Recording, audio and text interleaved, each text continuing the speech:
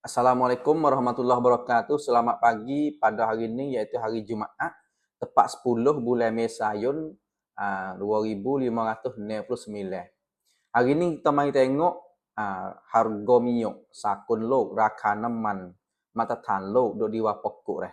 Saya sehari komun tengok tu tanya chat GPT dah dia royak mari $95 sampai $107 ton barel sekarang lo ni dah. Harga duk taruh tu. Harga ni dia ambil semenjak bulan Mina sampai bulan Mei Sayun tahun 2569.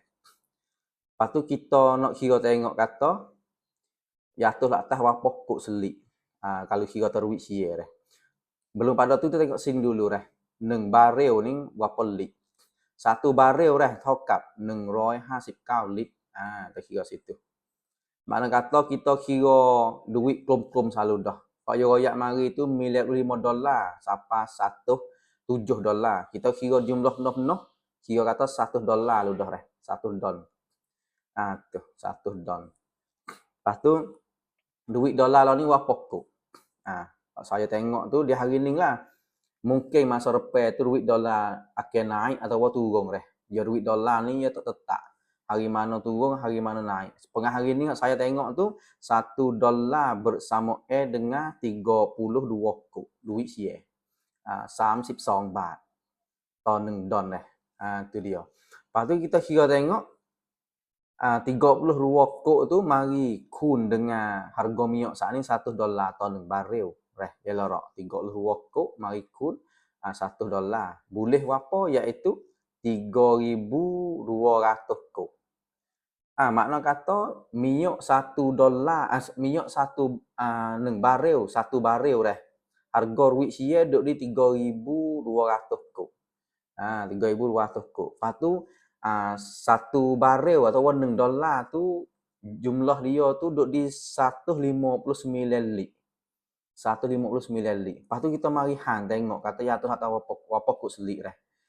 Kita ambil 3,200 mari hang dengan 159 lit. Kira gi mari tu jatuh lah atas 20 cuk 1 setengah ton 1 lit. Mana tu 20 cuk 1 setang ton 1 lit. Kita kira klum-klum selalu dah ambil 20 kok. Makna kata tontun minyak belum nak proses. Klan tu dah minyak tu tontun dia duk di 20 kok selik. Ni. Tubik dah harga taroning. Harga taroning ni harga belum pada nak bayar kepada rongan lagi. Rongan klan dah. So situ. 2 belum pada bayar pasi lagi. Pasi. Yang 3 belum nak bayar go konsum lagi dah. Go ngata. Konsum. Go ngata. Tu. Lepas tu kalau misalnya bayar semua dah ni. Lepas tu kita tengok. Tiap-tiap pam mengikut pam semua dalam negara Thai ni, kita tengok dah. Kita nak bayar berapa kok tu 1 lit. Diesel di hari ni tu jatuh 48 cuk 40. Diesel hari ni jatuh 48 cuk 40. Tu. Lepas tu kita mari tengok pulak dah. Diesel jatuh 40 kok, 48 cuk 40.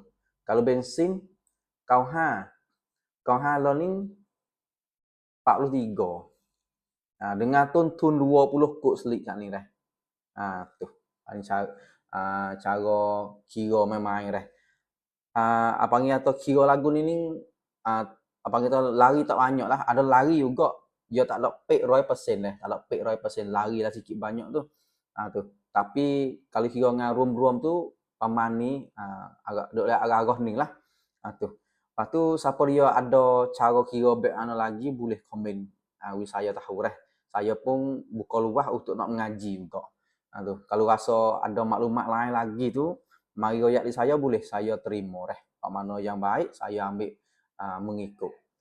Tu. Lepas tu tolong like, share lah video ni siapa dia rasa ada faedah tu dah. Lepas tu mengikut pula dengan channel saya dalam YouTube ni dah. Tu dia. Sekadar ni saja dah.